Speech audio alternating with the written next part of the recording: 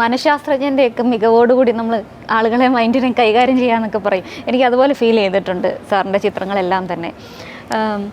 ഇപ്പോൾ സാറ് പത്മരാജൻ്റെയും ഭരതൻ്റെയും ഒക്കെ സിനിമകളിൽ കണ്ടും അവരുടെ ശിഷ്യനായിട്ടും ഒക്കെ വന്നിട്ടുള്ള ഒരാളാണ്. ഇപ്പോൾ സിനിമയുടെ എല്ലാ തിരക്കഥയിലൊക്കെ ആയാലും ഡീറ്റെയിലിങ് നോക്കിക്കഴിഞ്ഞാൽ വളരെ കണ്ണിൻ്റെ ആയാലും കൈയുടെയൊക്കെ ആയാലും ചലനങ്ങൾ ഉൾപ്പെടെ സാറ് ചേർക്കാറുണ്ട്. ആ ഒരു രീതിയെക്കുറിച്ച് ഒന്ന് പറയാമോ? ഞാൻ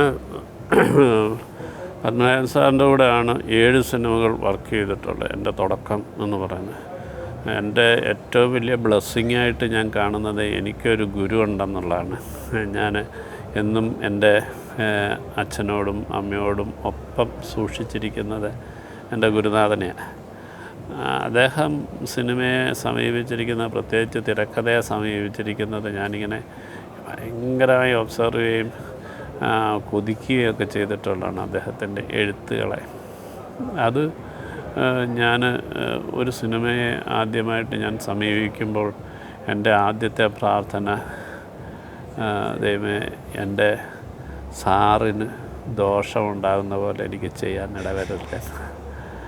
അപ്പം സാറിനുണ്ടാകുന്ന ഒരു സമർപ്പണമായിരിക്കണം. എന്ന് വെച്ച് കഴിഞ്ഞാൽ ഞാൻ ചെയ്യുന്ന എൻ്റെ ഒരു വർക്ക് കണ്ടിട്ട് നാളെ ഒരാൾ ചോദിക്കാൻ പാടില്ല, ഇവനൊക്കെ പത്മരാജനെ പോലുള്ളൊരു ലെജൻഡിൻ്റെ കൂടെ വർക്ക് ചെയ്തിട്ട് ഇത്തരം കൂതറ സിനിമയാണ് എടുക്കുന്നത് ചോദിക്കാൻ പാടില്ലല്ലോ. അത് സാറിൻ്റെ പേര് മോശമായി ഉപയോഗിക്കാൻ പാടില്ല എന്നുള്ളൊരു ആഗ്രഹത്തിലാണ് ഒരു സിനിമ ആദ്യമായിട്ട് അപ്രോച്ച് ചെയ്യുന്നത്. ഇപ്പോൾ സാറിൻ്റെ സിനിമകളുടെ എണ്ണം എടുത്തു നോക്കിയാലും വളരെ കുറച്ച് നമ്പേഴ്സേ ഉള്ളൂ, പക്ഷേ എല്ലാം വളരെ ക്വാളിറ്റിയുള്ള സിനിമകളാണ്. സാറിൻ്റെ സിനിമകൾ ഇനിയും സിനിമകളുടെ ഇങ്ങനെ എന്താ പറയുക, ഇത്രയും മതി, അല്ലെങ്കിൽ ഇത്രയും ക്വാളിറ്റി കൂട്ടിയിട്ട് കുറഞ്ഞ സിനിമകൾ എടുത്താൽ മതി, അങ്ങനത്തെ ഒരു ചിന്തകൾ ഉണ്ടോ?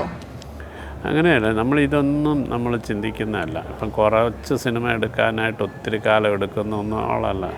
ഞാൻ ബേസിക്കലി ഞാനൊരു സാധാരണ ഒരു അസിസ്റ്റൻ്റ് ഡയറക്ടറായിട്ട് വന്ന ഒരാളാണ്. ഞാനൊരു എഴുത്തുകാരനൊന്നുമല്ല. അടുത്ത സിനിമ എനിക്ക് എഴുതാൻ പറ്റുമോ എന്ന് ചോദിച്ചു കഴിഞ്ഞാൽ പേടിയോടുകൂടി തന്നെയാണ് ഞാൻ എഴുതാനിരിക്കുന്നത്. അപ്പം ഒരു സിനിമയെ സെലക്ട് ചെയ്യും, ഞാൻ കാണാത്തൊരു സിനിമയാണ് ഞാൻ എപ്പോഴും ഇഷ്ടപ്പെടുന്നത്. അപ്പം ഒരു സിനിമയെ ഞാൻ സെലക്ട് ചെയ്യുമ്പം ഞാൻ കണ്ടിട്ടില്ല അങ്ങനെ ഒരു സിനിമ എന്നുള്ളൊരു ഉണ്ടാക്കുന്ന, അല്ലെങ്കിൽ ആ ഒരു പുതുമ ഉണ്ടാവണം എന്നാഗ്രഹിച്ചിട്ടാണ് നമ്മൾ അങ്ങനൊരു സിനിമ ഉണ്ടാവണം എന്നൊരു, അങ്ങനൊരു സിനിമ ഉണ്ടായില്ല എന്താ കുഴപ്പമെന്ന് ചിന്തിക്കാൻ പാടില്ല. അപ്പോൾ ആടുജീവിതം എന്ന് പറയുന്നൊരു സിനിമ ഉണ്ടാവണം എന്ന് പറഞ്ഞു കഴിഞ്ഞാൽ അപ്പോഴാണ് ആടുജീവിതത്തിനെ മാറ്റി വെക്കാൻ പറ്റാതാകുന്നത് അല്ലേ. ഒരു 10 സിനിമ വരുമ്പം ആടുജീവിതം പോലൊരു കഥ മാറ്റിവെക്കപ്പെടാവുന്നതാകാൻ പാടില്ല. ഭ്രമരം മാറ്റിവെക്കപ്പെടാൻ പാടുന്നുള്ളതല്ല. തന്മാത്ര ഇന്നും സംസാരിക്കുന്നു. പലരും എൻ്റെ ഏറ്റവും നല്ല സിനിമയായിട്ട് ഇന്നും കാഴ്ചയാണ് കാണുന്നത്. അപ്പം അങ്ങനെ ആവണം അടുത്ത സിനിമയും എന്ന് ആഗ്രഹിക്കുന്നതുകൊണ്ട് തന്നെ അതിനുവേണ്ടി, അത് കണ്ടെത്താൻ വേണ്ടി ഉണ്ടാകുന്ന ഒരു സമയമെന്ന് മാത്രമേ ഉള്ളൂ.